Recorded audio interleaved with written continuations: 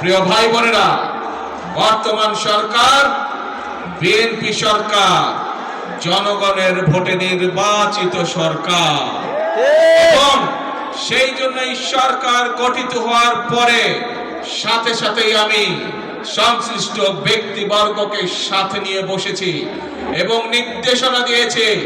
এবং আপনারা জানলে খুশি হবেন, এই সপ্তাহে গত এক মাস আগে আমি নির্দেশনা দিয়েছি যে কিভাবে আমরা কত দ্রুত আমরা বন্ধ কলকারখানা কোনটি চালু করতে পারবো, যাতে আবার সেই সকল শ্রমিক যারা কর্মসংস্থান হারিয়ে বেকার হয়ে গিয়েছিল সেই সকল শ্রমিকের কর্মে আমি আমার বাবার রেখে যাওয়া আদর্শ পালনের চেষ্টা করছি।